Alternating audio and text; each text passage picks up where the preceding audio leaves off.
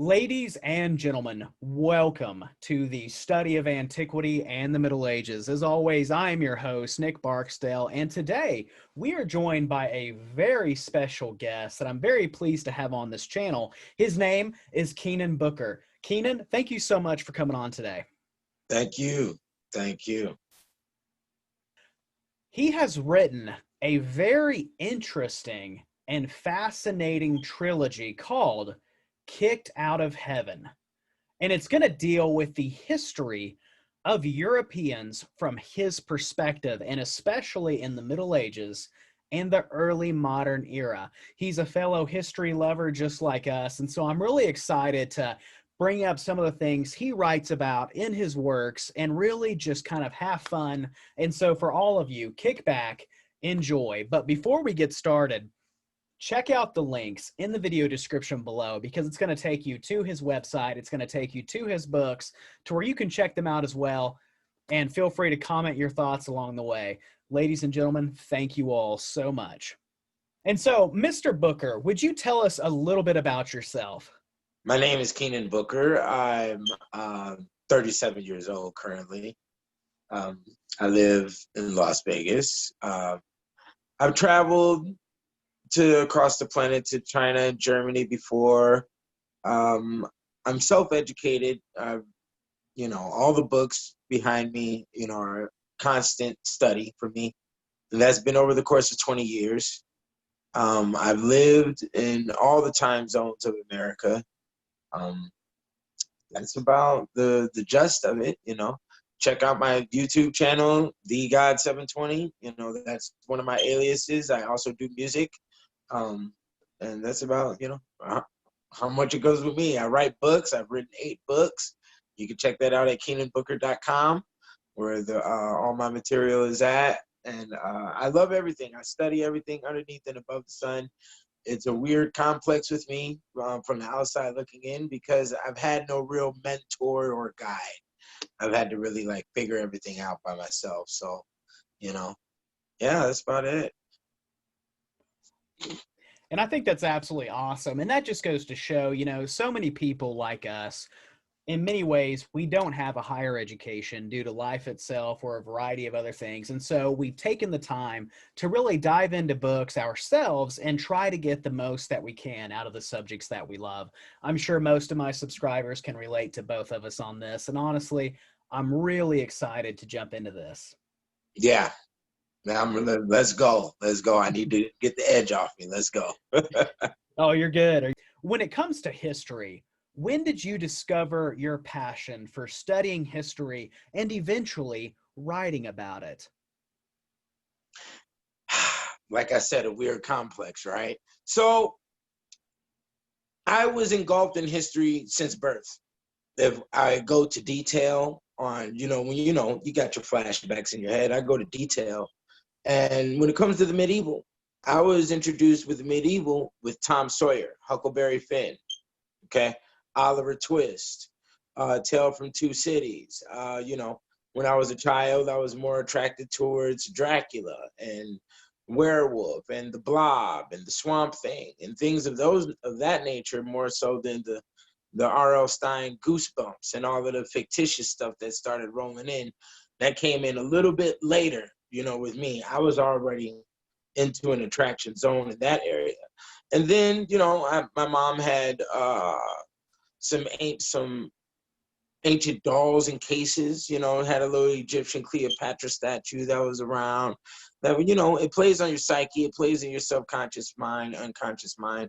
And then my name is Keenan Booker, which Keenan is Irish for ancient, Booker is Anglo-Saxon for bookmaker. So to be born with birthright over ancient books, right, I'm already acclimated towards, these subjects, and this is where I play. And that's just what the route has been. Another sprinkle to that is I was born on August 2nd. And that is the same birthday as Wes Craven. So, yeah. So with Wes Craven, and we already know what he's produced in Hollywood, it made me understand myself on why I can comprehend and handle such material as I've had, is because, something on that date allows a person to have a mental capacity to play in that realm and develop art within it, you see? So that's what I've done. And I've always loved history. I'm walking history. My name makes sure of that. I have a birthright over it, you know, so. And I think that's a very interesting thing, because a lot of people are probably sitting there wondering, well, you know, what does horror have to do with history? And that's why you're going to think that if you haven't read his books. And that's because what I like about it, it really focuses on some of the darker aspects of European history. Everything from serial killers to medicinal cannibalism, which honestly, I can't wait to get into these. And so it's a very interesting and different approach to obscure subjects in European history from his perspective. And so we are actually going to jump into that right now, and I hope you are all going to enjoy this. And so, what led you to write your trilogy, Kicked Out of Heaven? Well, there's a million ways to answer that question. You know, a lot of the questions that I get asked about this, there's a million ways to answer them. So because I don't do things with, you know, throwing one stone and getting one bird, I got to get 8 birds. There's got to be large reasoning on why I do something. So this material actually started on the last year of the presidency of Obama. There was a lot of police shootings going on. And then at the same time, Game of Thrones started its first season. So I play in both realms, obviously. And, you know, I understood that, okay, something else is going on. I wanted to remove the aspect of the racial thought that was being enforced inside of America. And I wanted to find out how Black was objectified in the European mind before physical encountering of, you know, Africans for the slave trade and things of that nature. Was there Black objectification that affected the European psyche in a traumatic format to make them respond to Black or brown coloration? Okay, so understand that when I brought this hypothesis and approach, I erased the fact that Black or brown was attached to a human. I wanted to find the color, you know, and how it affected the psyche in Europe before any contact. That was one of the main lines. Another line that's very important is I don't understand my environment. A lot of Black males overall don't understand this environment, don't understand America. They don't feel included. They don't understand how to include themselves. They don't understand the English language, the bottom line motherboard system that operates spiritually inside words. That's one thing that's not taught to us. So they're basically a dog chasing their tail or in a hamster's wheel. And I could have fell in the same space if I didn't read, if I wasn't, you know, a reader. So I've always been a reader. So I've been able to see things from a sociological perspective. And when you look at things from a sociology, anthropology, or a psychoanalytical perspective, you're on the outside looking in. And, you know, invisibly or indirectly, you end up making yourself the doctor, or you end up making yourself the alien. And now the human has become the lab rat. You see what I'm saying? So I wanted to find out what was the birthing of our system, and why our environment is designed the way it is, and why are we interacting with each other the way we are. And then not only that, when you study history or even American history, there was just some weird drop-off. You know, there's some weird drop-off at around 1700, 1600, where everything just goes black. And there's no real detail on what was going on for the day-to-day man. And you have to collect a lot of different information from a lot of different sources in order to do that. And then it brings you to a generalized thought pattern that you have to utilize. And that's why it's 700 to 1700, you see, because to go real detailed is good. But that micro, the micro detail that a person will go in on will miss the macro picture. And in order to really see the macro picture, you also have to have what I want to call an alchemical thought pattern. You have to, you know, you have to start looking at social and different ingredients to a magic potion, basically. That's what happened, you know, with the material. And that's what I discovered. That's what's needed, you know, for a common courtesy in today. You know, we don't understand a lot of the natural disasters that is recorded in history. The first chapter in volume 1 goes over 1,000 years of natural disasters that are extreme. I think just that one chapter alone, if it was socially known, we'd have a different way that we approach each other, you know, and the way we communicate and whatnot. Interesting. That's very interesting. And when it comes to your research and your writing, what perspective do you think that you built over time involving the study of history? Simplicity, clarity, common courtesy. Okay? This material will make you help grandma walk across the street. There is a passion that is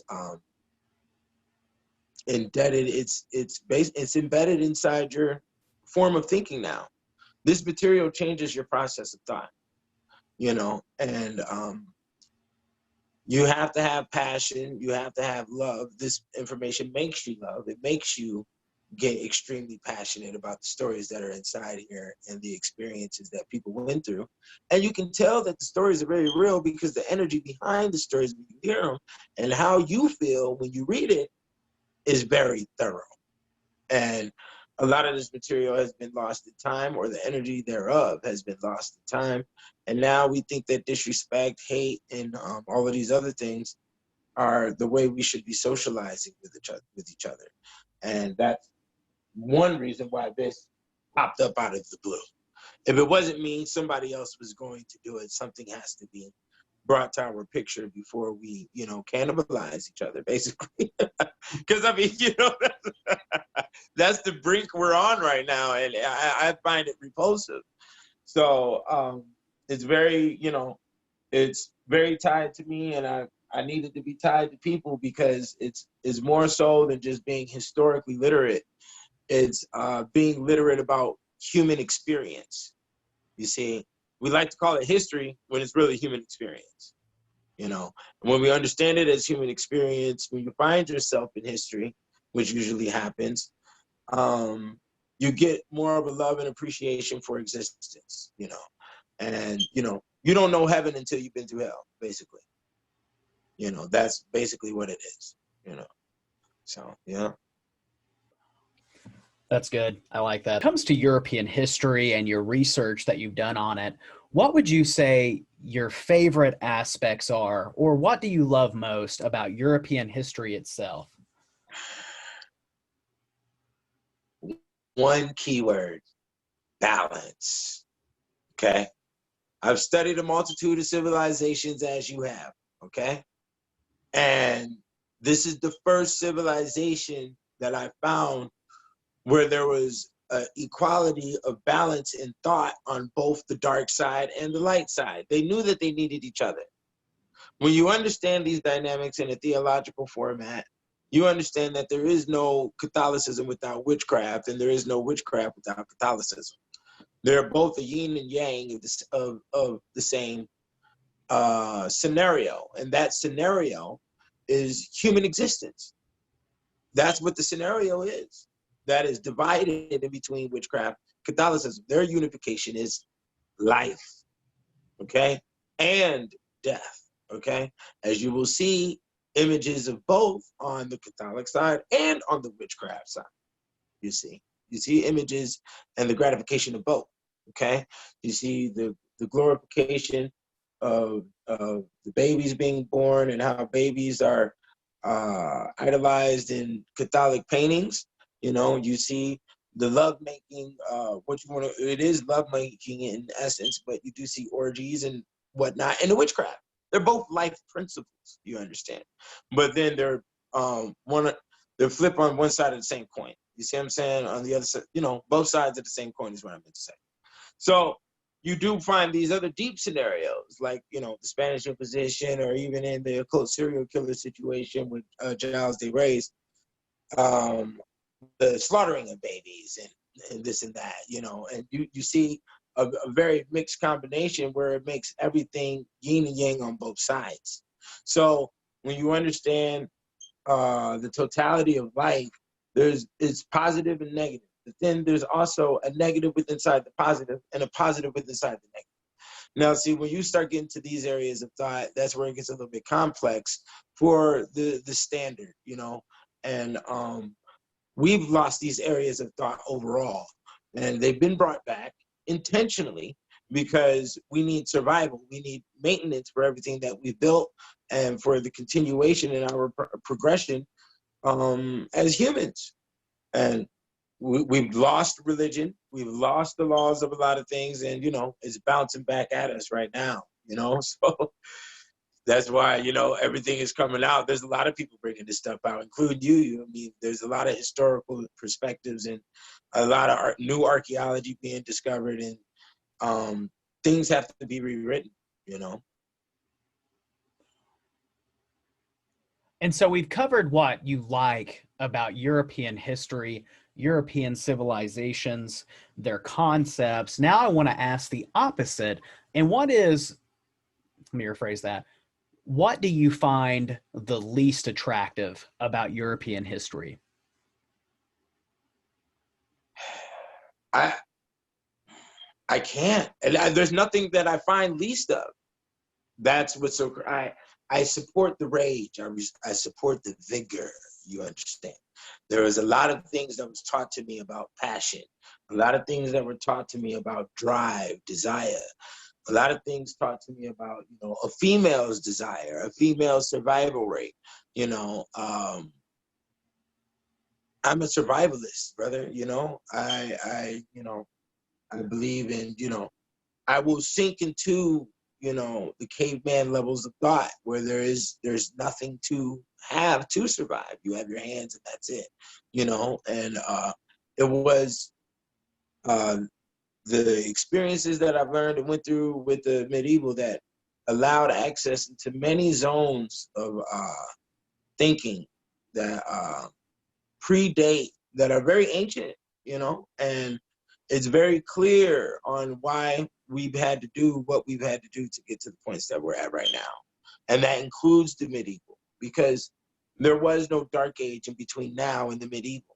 So everything that we're living of now actually stands right on top of the medieval.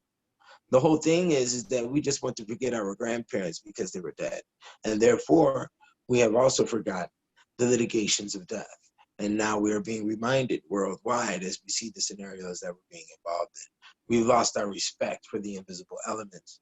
And it was definitely the medieval and the literature that's composed right here that allowed me to identify the invisible elements like honor, trust. Can you materialize respect for me? You can't do it, can you? You see, you can't show me an object, a material of happiness. These are invisible elements that, as humans, we have a responsibility to understand and conquer, for us to be tied in a progressive form. And we used to have this in the 90s and the 80s. We had way more of this than we do now. You see what I'm saying? So yeah, that's, I can't find the least. I have no least. I understand. So, for instance, let's go there. There's detail about the Gardy Lou, and at one time they had to throw waste out the window. That would be considered least. No, I understand and I have respect towards the advancements of plumbing. So that is there. I also have respect and advancement towards medicine.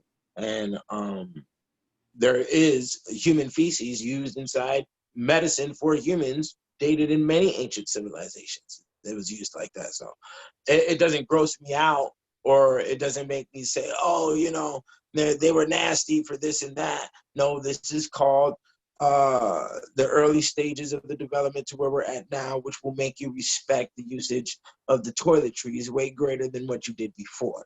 You see what I'm saying? And I mean, so there was no least. I can't say a least. I can't. I love the information. I became medieval, you know? So, yeah. And so we come to an interesting aspect of his studies on European history. And it's something I've actually heard of in the past too, but it was fun to actually see somebody write about it. And that is the topic of medicinal cannibalism in European society. For our audience today, would you walk us through what is medicinal cannibalism? Medicinal cannibalism, or pharmacopoeia is another word for it, is a practice of using human body parts to heal any type of ailment that you may have. And this is done in more than one way. So this isn't always cannibalism. There's situations of tying maybe a hand to a hand, or tying a finger to you, or something of that nature, or crushing something up of a bone, or crushing a organ up and rubbing it on you as an unguent or an ointment, and yeah, that's the definition of what medicinal cannibalism is. And in your research, how did you first come to discover this topic? Well, as this topic is loaded in everybody else's brain as well, I can point out the movie The Silence of the Lambs was, yeah. And it wasn't shown as medicinal cannibalism in that film, but it was definitely shown as collegiate or educated, or he definitely was educated in medical in order to conduct the cannibalism that he did inside that film. That was a big kickstart to my inquisitiveness inside the subject. So when I was going through all of the literature, specifically when I was going through a executioner's diary that I was using for the first volume in the criminal justice section, and he described many activities of criminals that were using baby parts and things of that nature. That was that led the door open of cannibalism and what was going on. So once you looked up cannibalism correlated to medieval activity, they're going to throw you into this area first before they throw you into the criminals. So because this area is more verified due to the fact it's supported underneath medical. So I went down that route. I bought a couple of books on it. There's books out there on the subject. And it, like I said earlier, it didn't really freak me out because I ran into this type of information before studying other civilizations. Greece has it, Egypt has it, Rome has it. I'm pretty sure Phoenicia and Sumeria has it as well. So they use body parts to heal themselves. The majority of these body parts are actually mummies from ancient Egypt. So yeah, that's where a lot of the mummies disappeared to from the 1500s, 1600s, 1700s. Every pharaoh that died in Egypt had all of his servants mummified with him. All of those servants turned into medicine for old Europe. And a lot of those bodies were used for other things in the alchemical sense. And for the listeners, you have to understand that in the ancient world, or not even the ancient world, anything before 1900 America, there is a combination of a magic thought with medical. Okay, that's worldwide. That's all peoples. That is one way we think we have computed existence. So yeah. And that's actually a really good point, bringing up Egyptian mummies, because you do have a really good point there. And a lot of people, I had stumbled on this information while studying the Victorian era, and it wasn't uncommon for better-to-do people in Victorian England, for example, to have like mummies or body parts from ancient Egypt on display in their house, the way a lot of, let's say your grandma may have dolls in a cupboard that she likes to show off occasionally, or the porcelain china and stuff like that. And so that's very interesting because a lot of mummies and other artifacts did go missing through a variety of, we can arguably say, legal and illegal forms of looting or buying. And Yeah. that's really interesting, actually, because a lot of people don't realize that when they would have people over at their parties, they'd take them to their, almost like their show-off room, like, oh, I've got this, it's from ancient Egypt, or this is from Sumer, or this is from Greece, And so that's really interesting you bring that up. And so we come to another favorite topic of mine, and that is the Inquisition. And so I have some questions to ask you, pun intended, and that is, where did you first learn about the Inquisition in general when it comes to the context of the medieval period? Okay, that was real good, because that was actually the pre of the pre of the pre to this whole research, okay? I never liked horror movies. I always thought they were disrespectful, you know? Why would anybody sit there and watch another human being get ripped up at the limbs and the throat and whatnot? You know, I saw it to be disrespectful. You're not gonna watch that happen to your mate right in front of you and enjoy it. It's not entertainment, you know? So I wanted to find out, where were the roots of this stuff? You know, what is this stuff? Where is this coming from? You don't see this stuff on hieroglyphs in the Egyptian walls. You don't see this stuff on Greek walls. You don't see statues of arms. You don't see this stuff. So like, no other people had it. Why do we have so much hold on with this type of imagery? And I researched it years ago, like back in 2010 and 11. And the only information available to me online was the Inquisition's torture chamber. No information came up about the municipality. You have to understand that there's many different torture chambers when we're talking about old Europe. So the Inquisition is one of its own with specific vices only for it. And the municipality, which was going on by the city state, was a different witch hunter situation. And there is data that they transferred notes, and sometimes they stood inside others' torture chamber to watch the activities. Now, the big thing about Inquisition that we don't see but is right in front of us is the word question. Right, it's right in there. Inquisition, to be in question. And the original name for torture chamber was to be questioned. You see, there's a lot of hardcore wordplay that goes on inside the torture chamber realms that have very astounding effects with our litigation in court and how we operate today, you know? And I have to say, because of the souls that are in the word, you know, that's the way I look at it, you know? So the Inquisition, they had the Pope's Pair, they had the Jacob's Seat, I think it was. One of the most dynamic torture tools that are noted to this day was made by Christians. It's called the mother-in-law chair. You know which one that one is? Yeah, the one with the spikes on the arms, and yeah, that's called the mother-in-law chair. And they had the Pope's Pair, like I said, which was a thong that they made hot, and then they twisted it open, and they put it inside you, and it's they put it inside you and twisted it open. So yeah, it was kind of crazy. But go ahead, what were you gonna say? Yeah, it makes me hurt just thinking about it. That's another thing. When you read his books on this, he does go into detail on, like, different torture chambers in medieval Europe in the early modern era, what they were supposed to be used for. And so I find it interesting that your studies on the Inquisition and your writings on it. My next question is involving the Inquisition is more so how we view it today.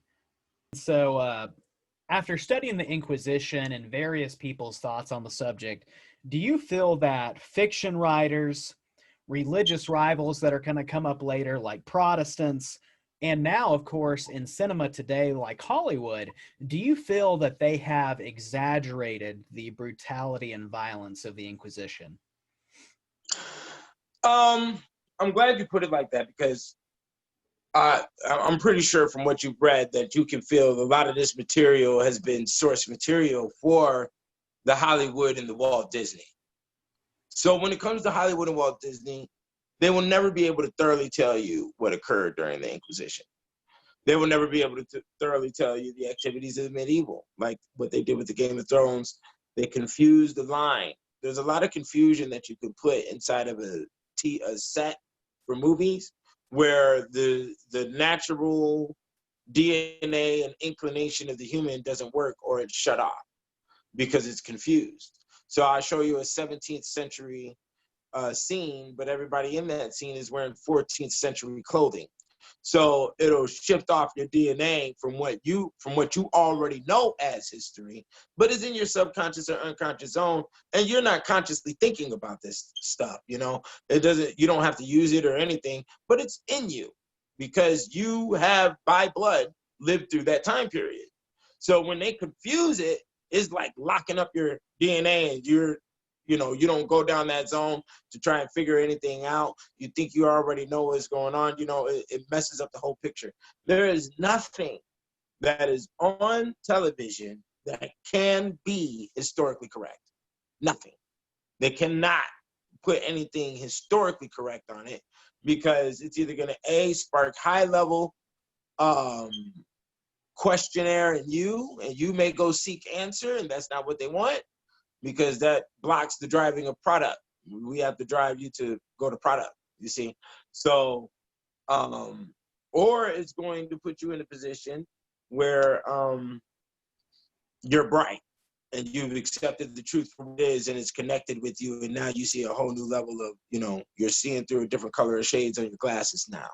And they don't want either one of those things to happen. So history will always be distorted when it comes to any form of media lane. And that's how I see it, And now we're coming to a very interesting subject, and one that definitely doesn't get the attention that it deserves on YouTube and a variety of other platforms, and that is Black saints in medieval Europe. In your perseverance through studying history, through studying religion, and in other things in general within European history, and especially in the Middle Ages, you talk about in your book these Black saints of medieval Europe. How did this subject first catch your attention? Well, it caught my attention long time ago. And that was with Saint Maurice of Germany. His painting is iconic, and it will show up if studying other subjects pertaining to history, wars, or anything medieval. When I went down that lane, I wanted to find out what was going on. I knew about the Moors at that time. There was a lot of Moors going on, or that is where Black people were being identified at that time. And they were aligned with the Catholic Church. So I wanted to do some investigation on that, found there were some orders. There's actually orders that are for the saving of Moors that are kidnapped by Islam. There was a lot of kidnapping going on at that time, and there was a lot of, you're a traitor and I'm the honor for this, and knights were in a position where they were basically mercenaries for hire. So there was a lot of that type of stuff going on. And then at that time, race wasn't seen. It was seen but not seen, and your religion identification was more seen before your racial identification was seen. And that's how the sociology was designed.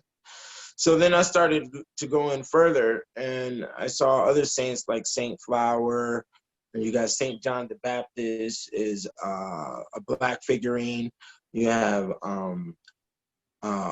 William Tisdale, who he's not a saint, but he's the first one to transfer the Bible into English and got hung for it, and he looks like a Black male. You got Prester John from Ethiopia, who supposedly brought the studies of the Coptic Gnostic sciences and Egyptian sciences into Catholicism and into the medieval times. That's also where the word Probestrian comes from, or the word priest. It comes from his name. So then you also got another saint, Saint Flower, who is Black, and Black people like to eat flour. So they like a lot of bread. So, there's also a strong metaphysical line that the Catholicism operates off of that's very attractive as well. But you also have to understand that coloration in Catholicism isn't based upon skin tone. And if that is to be utilized, there's always a double definition to it. So the black that you see on objects inside the Catholic religion is also talking about the intergalactical intelligence of outer space, which is also black. So that's what you see with the black saints, the black Madonnas, and also the black archangels, is that double layer of intelligence. It is represented by the people on the planet, and that's also was being represented as that chaotic intelligence, you know. And then that chaotic intelligence is represented by itself by the same color, you see. So What were your thoughts on a lot of people when they look at Europe, and especially in a less what they view less connected world, you know, not as traveled as it is today? Were you shocked to find depictions of Black people in medieval art, especially playing prominent roles like saints? no, well, yay and nay. I have to say yay and nay. And the reasoning being is because I understand time. So I've studied other civilizations. You have your Egypt, you have your Greece, you have your Rome, and you will find Black imagery in there as well. So when it comes to the medieval times and what happened when the Moors went in 711, you'll find a lot of Moorish heads or Blackamoor heads and artistry if you're an artifact person. Every real historian is going to review artifact and archaeology, okay? And there is a lot of it when it comes to medieval. As a matter of fact, I'm pretty sure medieval has more artistry and more artifact than any other civilization left for us to study. They have tons of paintings, they have tons of statues, and there's a lot of Black people in a lot of them. So due to the fact I knew about the Moors and their advancements that they brought to Old Europe during the Dark Age time periods in the early 700, 800, 900, 1000 after the Byzantine Empire, then you will comprehend clearly that there should have been that is in place where it's exactly at. It was supposed to be there. You know, as I stated earlier, race wasn't utilized. It was more utilized of, can I use this as a feat in art? Can I paint a Black person more so than worrying about this being a Black person? You see what I'm saying? Their mind was in a completely different space than how we can compute things today. And before we leave off with this question, studying medieval history and then we approach the early modern era, we notice a combination of attempts to rewrite history from a European perspective. And you begin to see statues from the ancient world that were once colorful, they get plastered as white. Marble that used to be a certain color gets plastered as white. Would you say that you are surprised that they didn't try to do the same thing with Black depictions in medieval art? No, this is one thing that bounces back to an earlier question why I didn't find anything detestable with Europeans, because they accepted the rules of life. They accepted the alchemical principles of existence. They, I mean, don't get me wrong, there's racism there. I don't know about racism during the time periods. I didn't run into anything that was exclusively direct about a racial issue. That did start showing up in about late 1600s, early 1700s, you know, things of that nature. But before then, in order to conquer and to expand, you cannot approach science in a biased format, nor can you approach alchemy in a biased format. And when it comes to the development of civilization, there is a social alchemy, there's going to be cultural alchemy that has to be controlled, and that's going to be dealing with the intertwining of, you know, sexual acts and things of, you know, things of that nature that makes you merge. It's smelting, you see. So they understood those principles and they submitted to those principles. They didn't put in their personal vices towards the goals that we're trying to achieve. So keeping Black as Black is needed because Black, once again, represents intergalactical intelligence. It is a chaotic intergalactical intelligence. You know, I mean, you can see that with early America and the African-American inventors, you know, that brought a lot of stuff to the game. You know, it's some chaotic intelligence. Michael Jordan jumping to the rim with the tongue sticking out. It's intergalactical chaos, you know, that is being represented, but that is a part of our existence.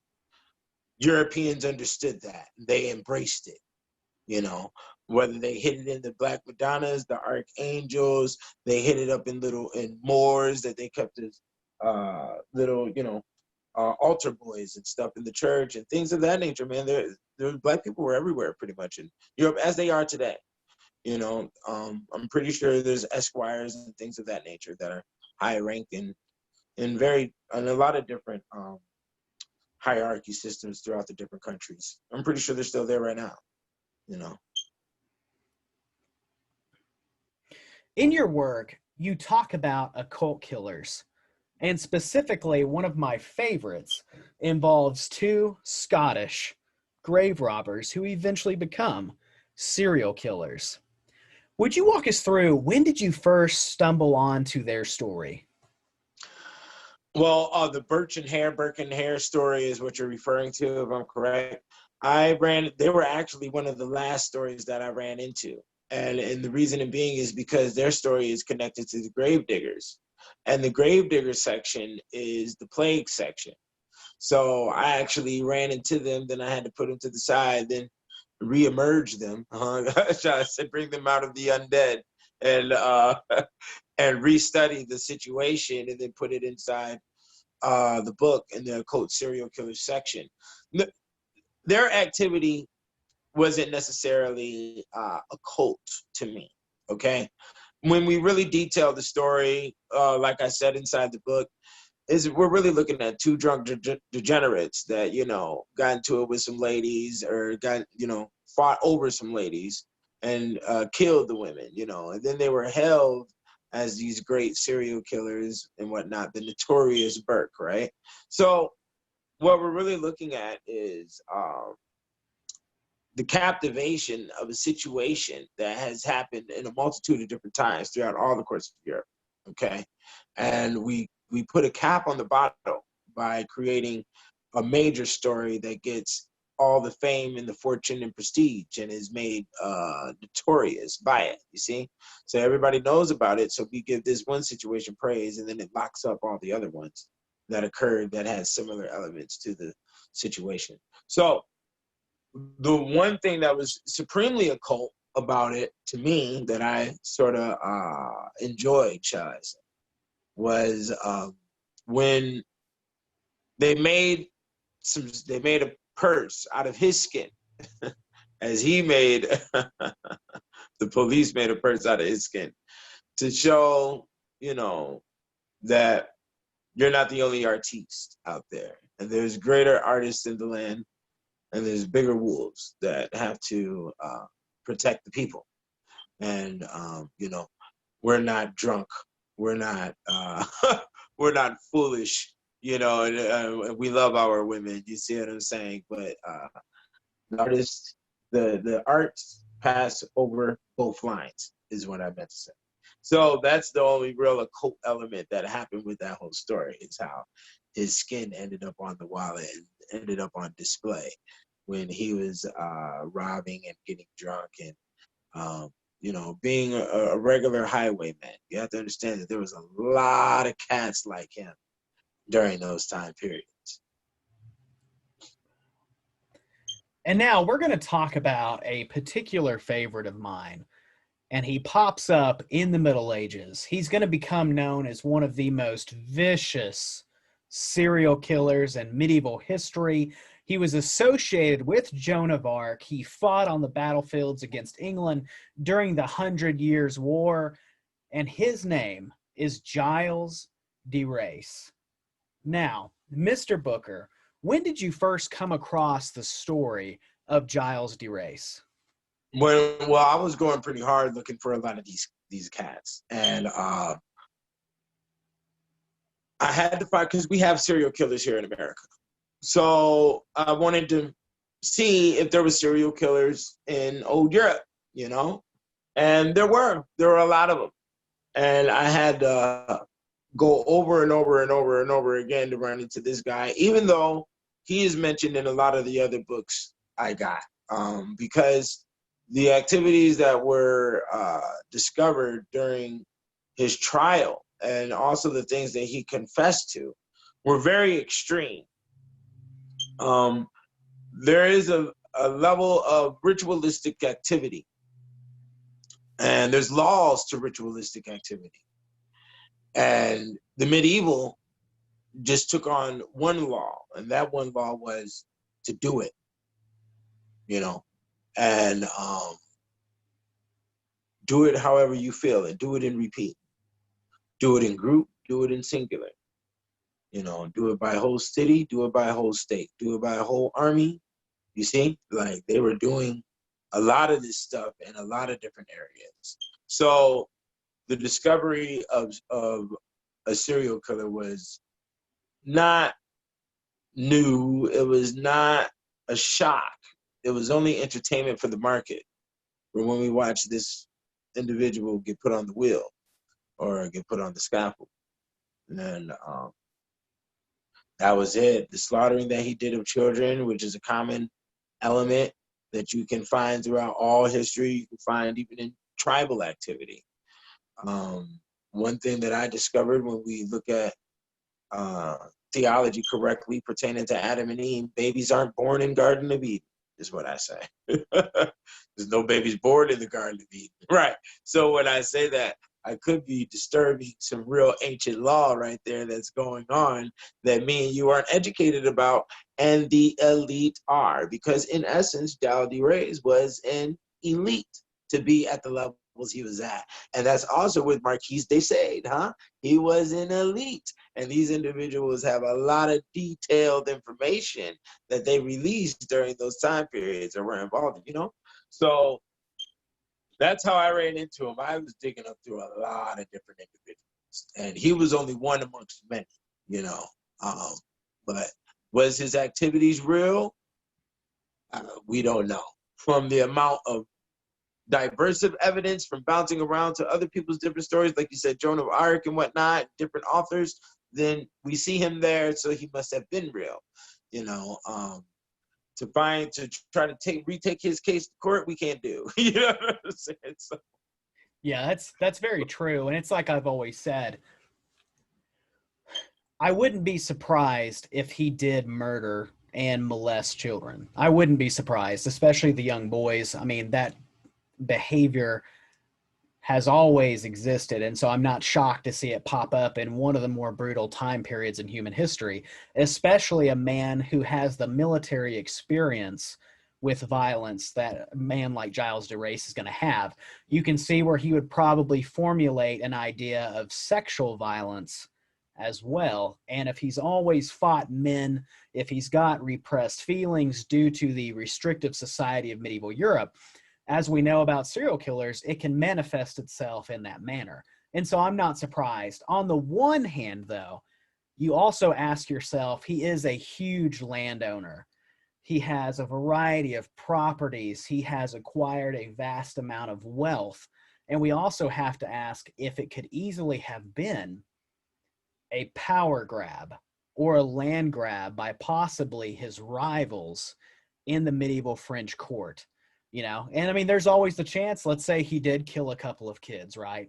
I wonder if they would have added on the excess amount that we read about as a way to make sure the coffin is sealed, right? There's no way he's getting out. And so that's a very interesting, and I do encourage my, our subscribers here today at True Crime Facts and Theories, when you check out his books, definitely check out the aspects that he writes about involving torture, his version of historical true crime, because it is absolutely fun. Very interesting. It's dark. You got to love it. True crime fans love it. It's going to be great. And so I encourage you to definitely check out the links in the video description below. It's going to take you to his works, and you can explore it with him. But also, feel free to check out his YouTube channel as well, which will be in the video description. And I hope you enjoyed as much as I have.